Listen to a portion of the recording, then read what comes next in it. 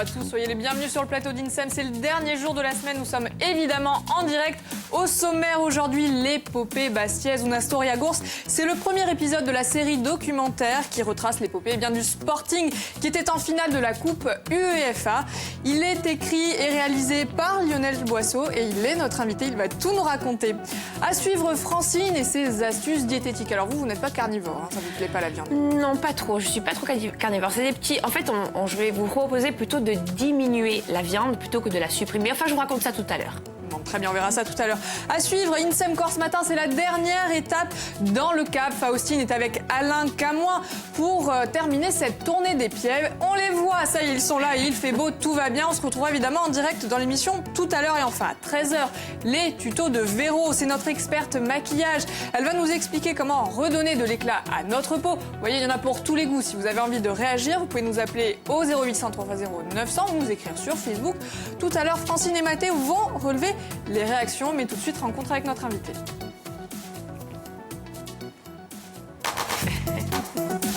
C'est vendredi. Bonjour Lionel et bienvenue. Bonjour. Merci d'être avec nous sur le plateau. Alors vous êtes venu accompagné, vous ne vous déplacez jamais seul? Non, mais bon, c'est toujours bien quand on raconte cette histoire de venir avec des supporters, des gens qui l'ont vécu et puis qui ont témoigné dans le film.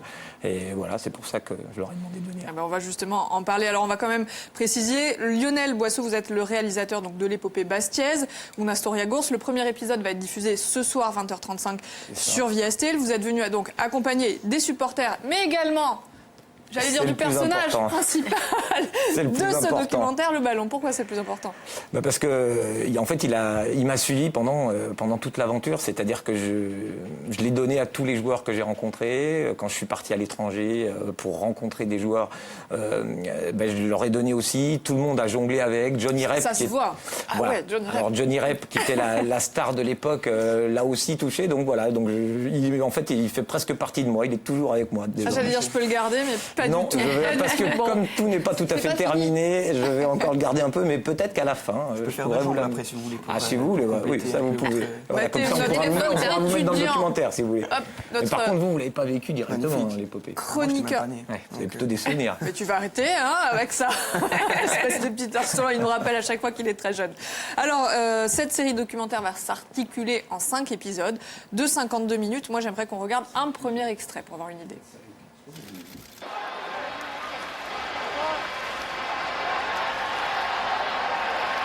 En 78, le Sporting est rentré dans l'histoire de la Corse. Ah oui, c'était plus que du foot, ça c'est sûr. Et ça restera, ce sera pour l'éternité, je pense. Un club corse à ce niveau, avec cette constitute qui commençait à s'exprimer, pour moi, ça a été un des 4 ou 5 rêves que j'ai réalisé dans ma vie. C'était une équipe soudée, c'était une équipe tous ensemble. Une équipe de village, c'est simple, voilà. Je souhaite à tous les jeunes footballeurs, à mon âge, de le vivre, parce que c'est quelque chose d'extraordinaire.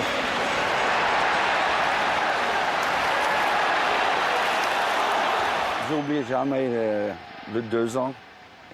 Tu n'oublies pas ça. On n'a pas vu, mais tout le monde avait déjà le sourire. Voilà, ça va, donc déjà, ça s'est fait, c'est dans la bonne ambiance. Donc c'est une enquête qui va retracer cette ascension qui a marqué le sport en Corse et puis plus largement l'histoire du foot. Comment cette toute petite équipe a pu aller aussi loin? C'était il y a déjà 40 ans.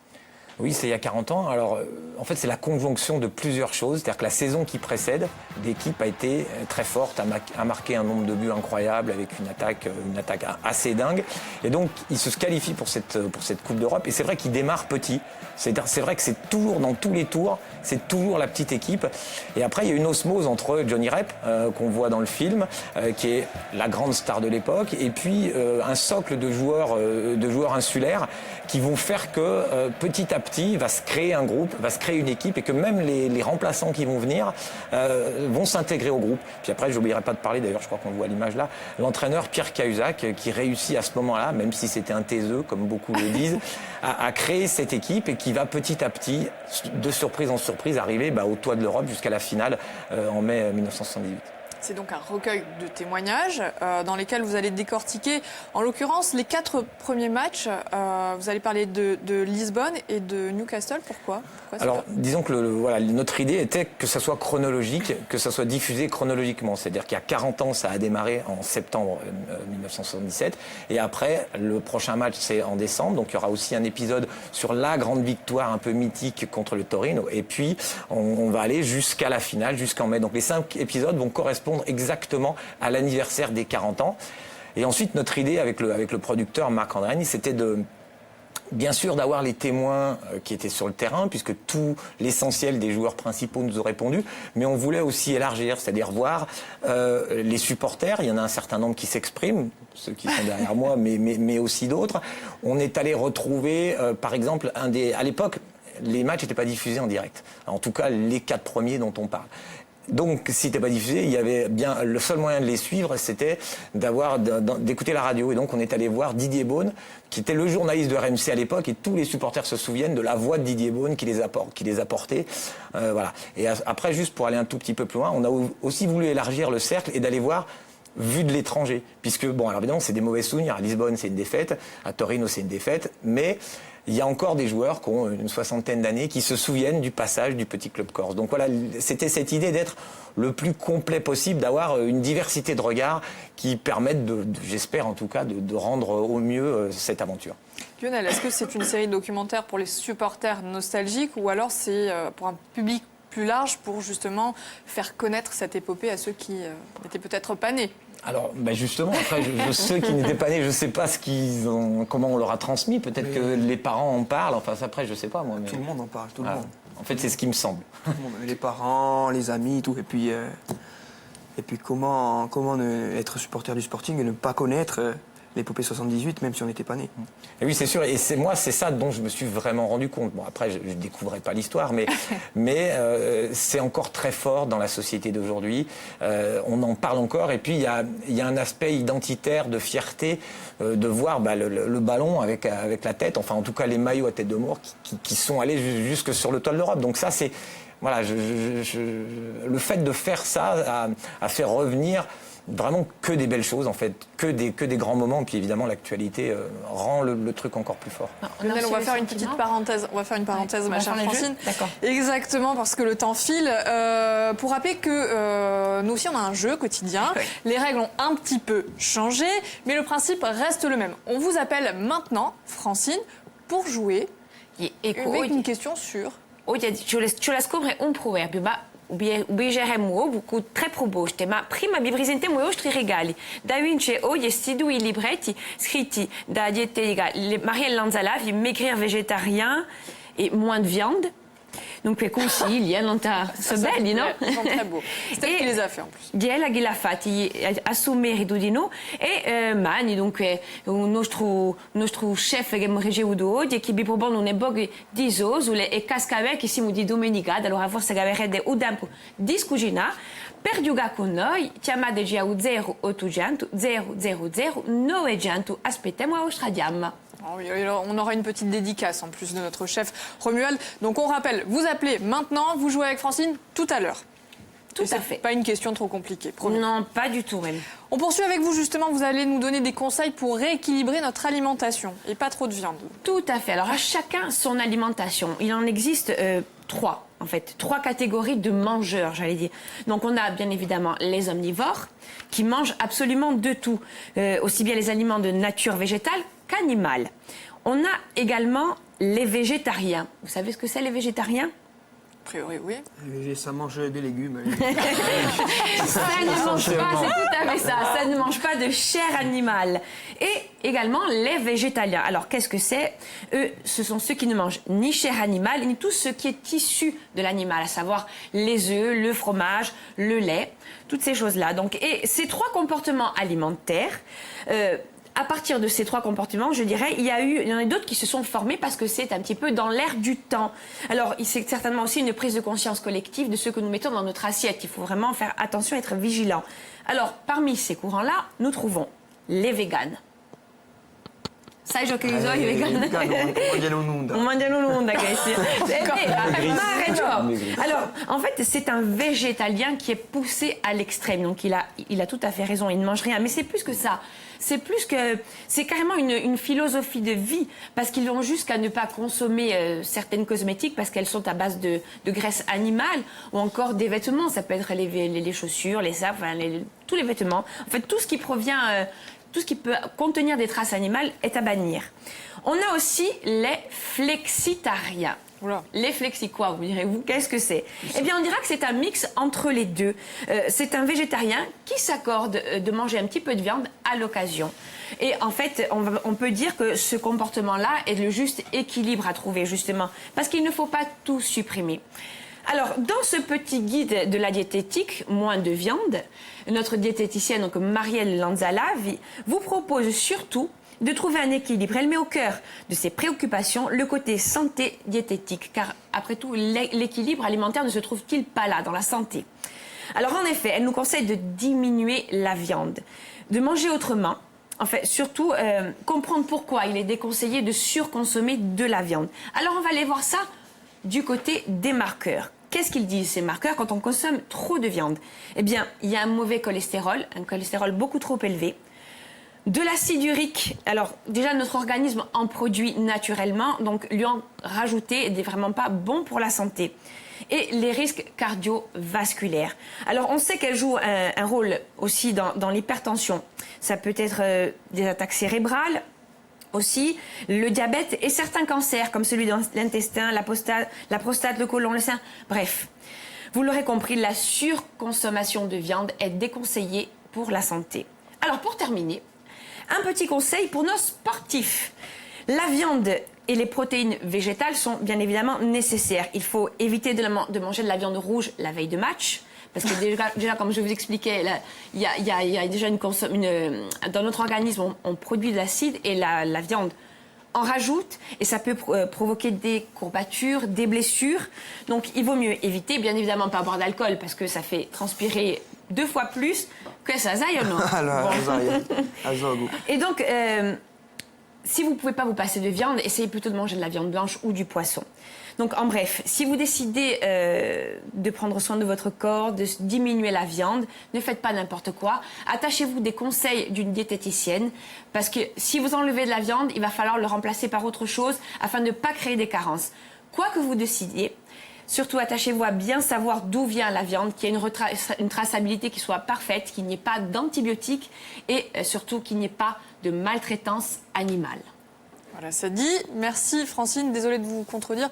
Mon avis, ils avaient mangé du lion. Hein, c'est amusant d'entendre ça parce que justement, quand le début de saison, septembre 1977, dans le film, on a interrogé le staff médical et ils nous ont expliqué qu'en début de saison, ils ont dit aux joueurs de faire attention à ce qu'ils mangeaient parce qu'apparemment, il y avait peut-être trop de, je sais pas, de charcuterie ou de viande en sauce, disons, de viande en sauce peut-être. Et en fait, ils leur ont appris à manger. Alors, je sais pas si c'est grâce à ça qu'ils sont allés si loin, mais en tout cas, c'est un petit élément de... Ils ont commencé à faire de la diététique. Ça a contribué à ça. Allez, David Agronaka di Mate ou Nanta Rivalita tra Nizza et Bastia.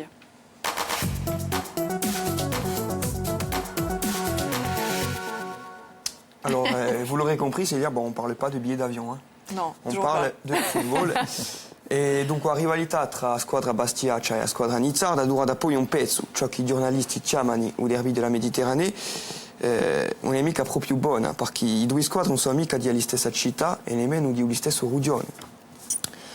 Est-ce que vous vous souvenez, Lionel, du point de départ de cette rivalité? Alors je sais qu'il y a une rivalité historique depuis longtemps, mais le point de départ, je ne le connais pas.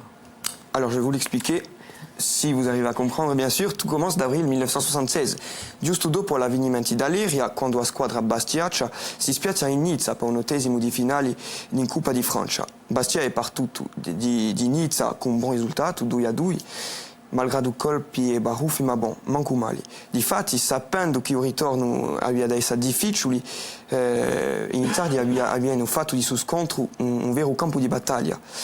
E l'arbitro aveva lasciato a cura e anche lasciato Mina. Tanto Bastia si ritrova con un effettivo ridotto, con poco di feriti, e il ritorno si annuncia più che caldo.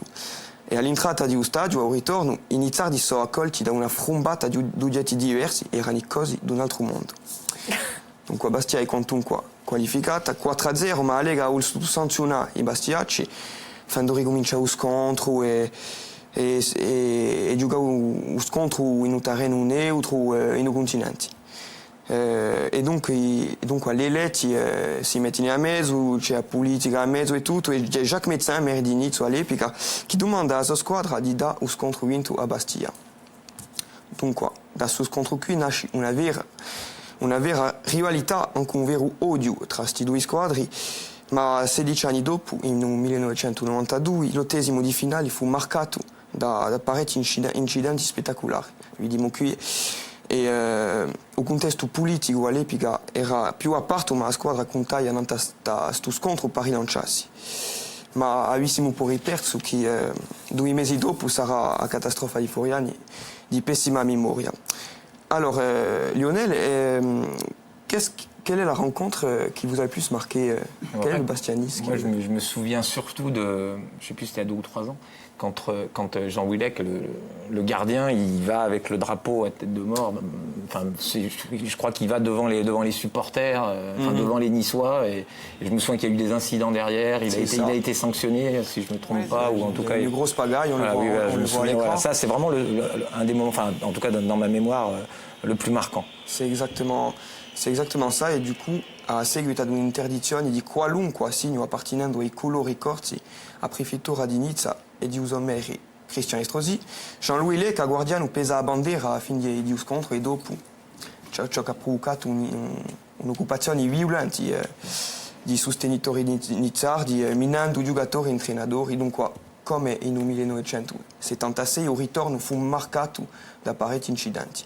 Dunque, i scontri tra Bastia e Nizza si tengono soli tutta strada di un ballo corso, specie dell'isola in stati difficili, scusetti, un mal sviluppo che indiena violenza e incapicitura. Merci Mathé. Vous savez, vous avez été écouté par les supporters, hein, justement. Ça va, j'ai été valide. C'est bon, il n'a pas dit de bêtises. Moi, je ne pouvais pas vous contredire. Alors justement, Lionel, revenons-en à votre documentaire. Vous faites la part belle aux supporters. Ils étaient sur le terrain, pour certains, et en tout cas, ils ont largement contribué à forger l'épopée bastiaise. Je pense notamment au Dio Salve Regina, qui était entonné dans les gradins d'Angleterre. Oui, c'est ça. Alors, beaucoup ont suivi. Ce qui est intéressant, c'est qu'au début, il n'y avait pas beaucoup de supporters parce que pas grand monde n'y croyait, ou pas forcément. Et petit à petit, il y en a eu de plus en plus. Certains se sont même endettés pour partir à l'étranger. Il y a notamment un des supporters qui avait fait un pari en disant ouais, on passera pas plus de 2 tours. Et puis finalement, il a été obligé de faire tous les déplacements. Bon, c'était plutôt une grande joie, à mon avis, de faire ces déplacements. Et là, le moment dont vous parlez, qu'on raconte dans le film, c'est le duo qui est chanté donc à Newcastle. Il y a 200 supporters qui se mettent à entonner le chant et qui sont repris par les Anglais, j'imagine qu'ils comprenaient pas tout, mais en tout cas voilà, il y a ce moment un peu incroyable, et c'est entre guillemets, je vais presque vendre l'épisode qui suit, puisque dans l'épisode 2 à Torino, c'est là que vraiment c'est peut-être le moment le plus fort de l'épopée, en tout cas de la part de tout le monde, où il y a à Torino, il y a entre 10 et 15 000 Corses avec des drapeaux, et là il y a un moment de fierté, puis en plus il y a une victoire, donc. Alors l'épisode 2, c'est pour quand? Alors ça sera plutôt en décembre, donc pour correspondre exactement aux 40 ans de l'anniversaire de ces 2 matchs. Il y aura plein de petites anecdotes dans cette série documentaire, notamment une sur les joueurs qui venaient, j'allais dire encore, à Bastia, et qui se demandaient où était le vrai stade. Alors ça, c'est vrai que ça fait partie de la légende, et puis c'est vrai que les supporters me l'ont raconté, puis tout le monde me l'a raconté, c'est-à-dire que quand ils arrivent sur le stade, donc on est en 78, le stade est beaucoup plus bas qu'à l'époque, il y a quelques rangées, et puis par exemple les gens de Lisbonne qui ont un stade de 60 000 places, les joueurs qui venaient de Torino qui étaient dans un stade de 30 ou 40 000 places, je me souviens plus, là, ils voient le stade et beaucoup disent c'est le stade d'entraînement.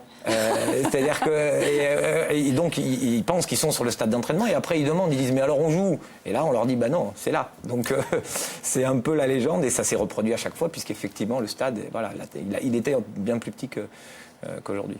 Lionel, est-ce que vous m'autorisez à demander au public ce que vous lui avez confié finalement dans son documentaire? Qu'est-ce que vous lui avez confié à Lionel dans le documentaire?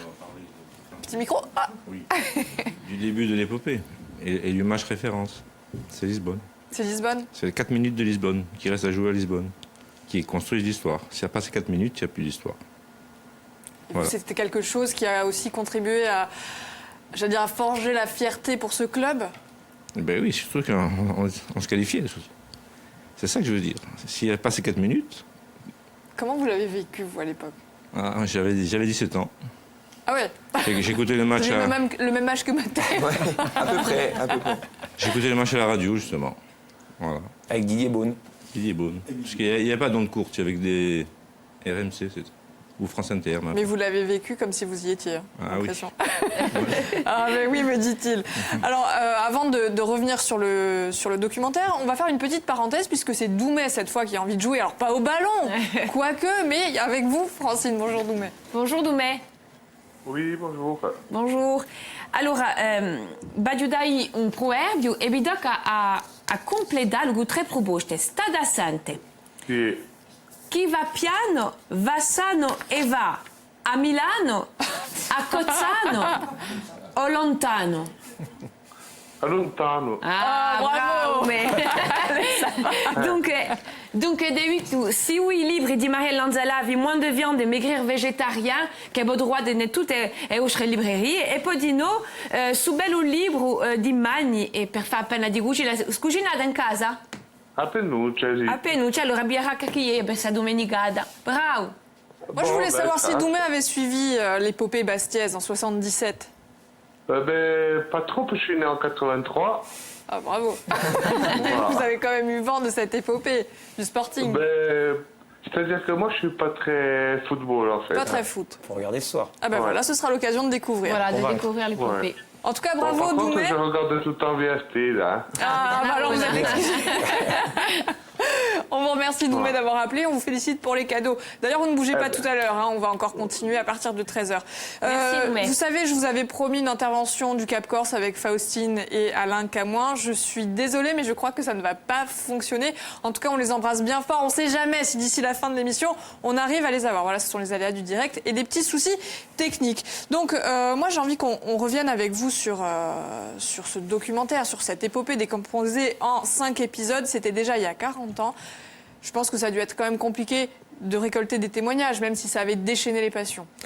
Ben non, en fait, pas trop, justement. C'est ça qui m'a...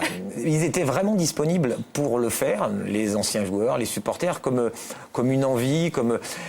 Ils ont encore envie de le transmettre, parce que c'est un moment important de...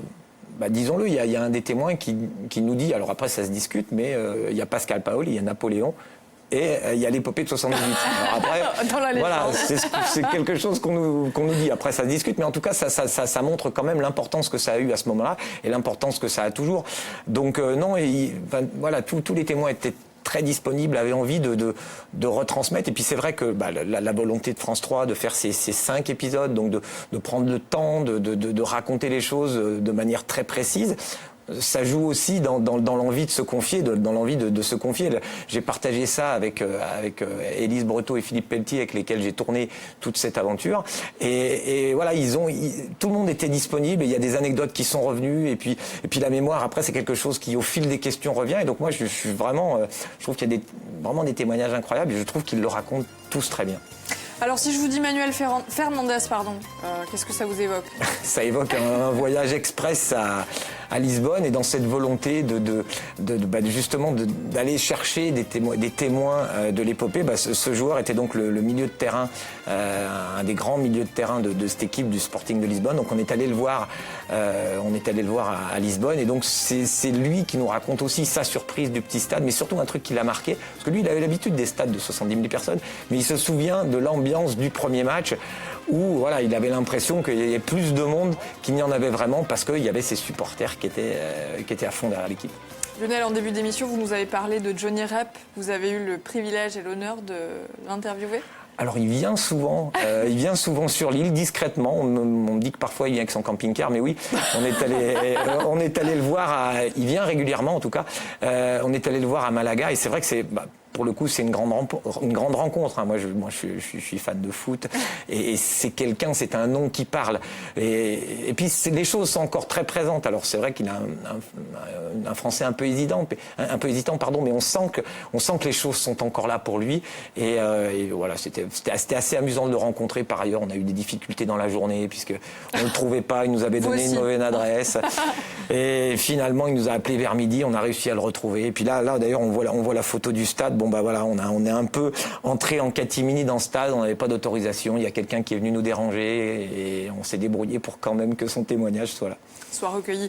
Alors, Johnny Rep, Manuel Ferrandez, pourquoi vous avez retenu ces joueurs-là plutôt peut-être que des joueurs insulaires, des joueurs corses? Non, c'était pas un choix. C'était d'avoir les joueurs insulaires. Pour l'essentiel, ils témoignent tous. Hein, là, on les voit à l'écran.